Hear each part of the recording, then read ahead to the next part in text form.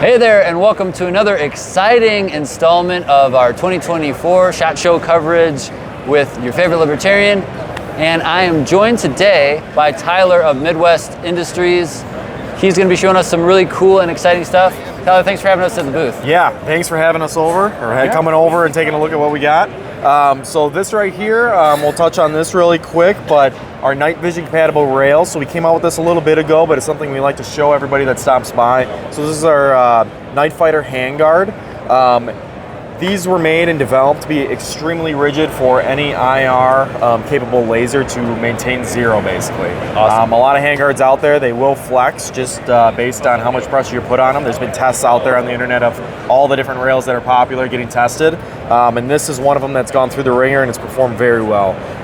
What we did here is we basically took our combat rail design and we basically beefed up the barrel nut to be even longer. Creates extra rigidity. The whole tube of the handguard is actually a little bit thicker in thickness, which helps with the rigidity. And then we used our staple attachment method with our torque plate in the bottom. So the great basically process about installing these in the whole system in general with our combat rail and our Night Fighter is you tighten your barrel nut down.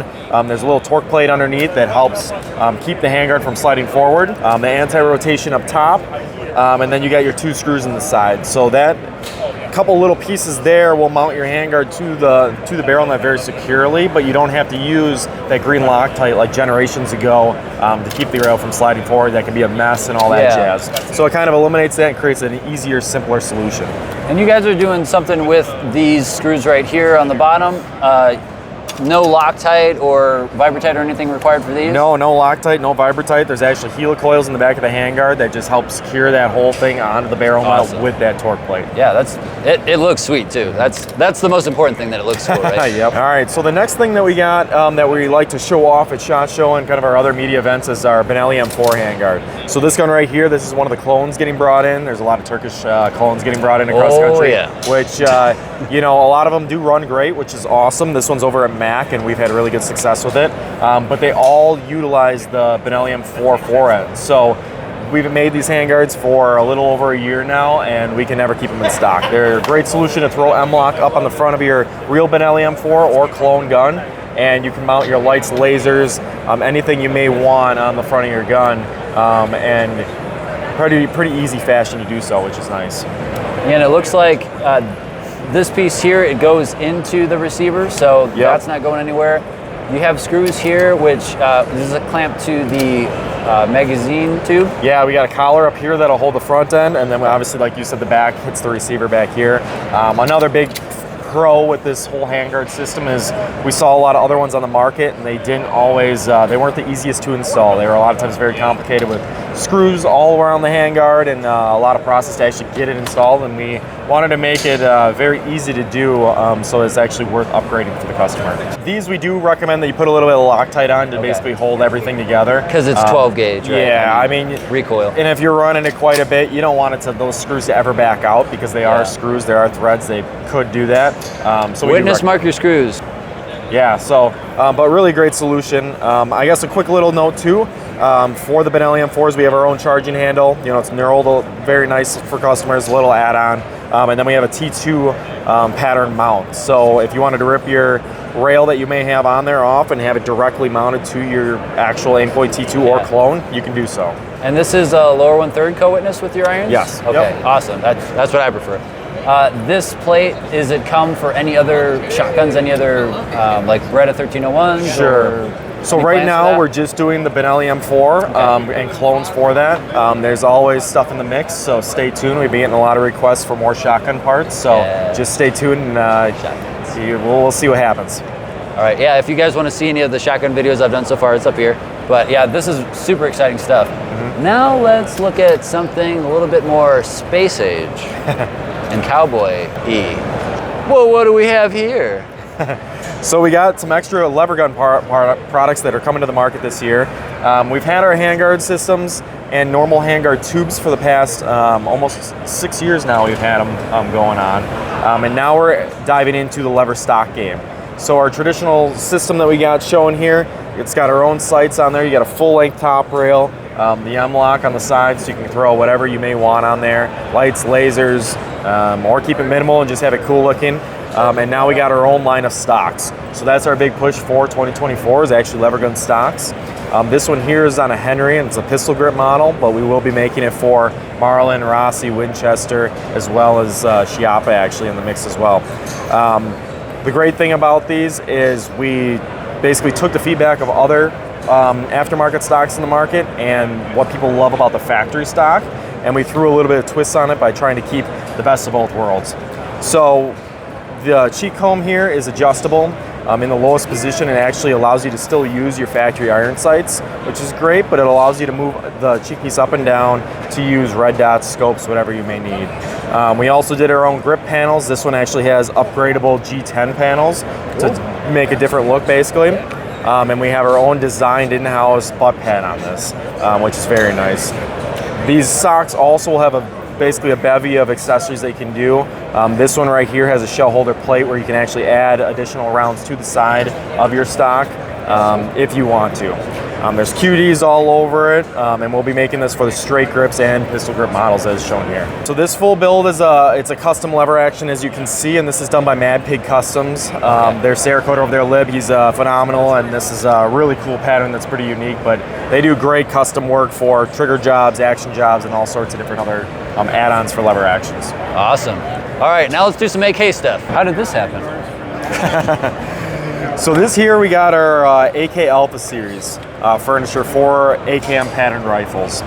So last year we came out with an M-LOK version of our Alpha Series 4N. They incorporate a heat shield built in. It's a fully drop-in design, so you don't have to modify your firearm. And then we came out with a different variety of optic mount solutions. So this one here has a full-length top cover. A lot of design time went into this to make sure that it does return to zero, like you need on most platforms. Some rail top covers don't over the years, and this one we put a lot of R&D into it to make sure that it cinches down correctly and has adjustability to work on your variety of AK. And then at the back end here we have basically an Alpha-inspired stock. So this is a 1913 stock that is a foldable design, can fold either left or right. It's fully adjustable back and forth.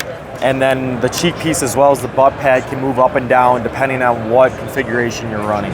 So it's a pretty, it's kind of our flagship design for our 1913 stocks, and people have been loving them so far. Cool. And then I saw something else over here. This guy. Can you tell me about, if you wanted to go a little bit more minimalist with all of your tactical stuff, tell me a little bit about this. Yeah, so that's a great solution that we got coming out this year in 2024. So I'll show you here. This optic mount solution, we basically took the existing ones on the market and we found that a lot of rear sight replacement mounts, they can be a little wiggly. They don't always cinch down super solid to keep your optic on the zero it needs to be. So we did a full redesign, and we are coming out with our own version of a rear sight replacement mount. So this one here is a T2 direct mounted rear sight MDM mount, a mini dot mount.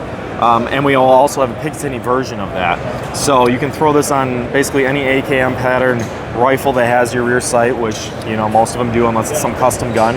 And it's a simple solution to get an optic on your gun without having to replace the hand guards or the gas tube or doing a side mount. With that being said, we also got a little light mount on here too to keep your traditional look or traditional setup, but also have the ability to mount something up front. So this here is a little basically pinch mount. It's inspired off actually our first mount we ever came out with for AR-15s for A2 front sights, and we did that for AK-47s. So this mounts down up front, has enough rail space for lights as well as pretty much any laser out there as well. And you can mount, basically have a solution for that up front, but keep your gun as traditional as possible. And it looks like you can this still has a built-in rear iron sight, so you can still use your iron sights if you need to.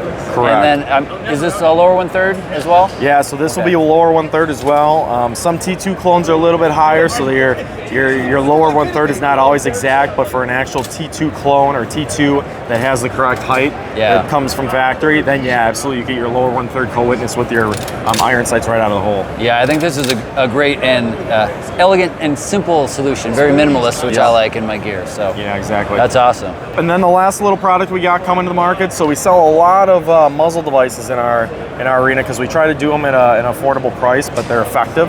So we did an Alpha basically AK-12 inspired muzzle device. So it's got some cool prongs, but also has a great muzzle brake function to it.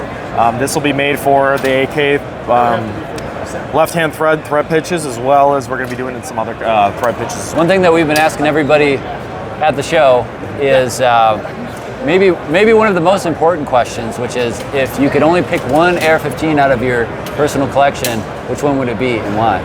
Ooh, one collection. Well, I didn't tell them this beforehand. This is on the spot. Well, it'd definitely be one of our AR-15s, probably with a combat rail. That's just been our go-to standard at our company. We've been doing it for OEM work as well as just on the market everywhere for a number of years now. Probably optic-wise, either a good aim point or an Alcan or something that's very robust and bulletproof over the years, and you know, some Magpul furniture on that, and maybe you know, a muzzle device for a suppressor. Cool. All right. Well, thank you so much for your time. Thanks Appreciate for you having stopping us over. by. Yeah, you bet. And stay tuned for more SHOT Show 2024 coverage. If you want to see any more videos, click up here for the playlist. If you want to see anything else Midwest industry related, if I have a video for it, it'll be up here as well.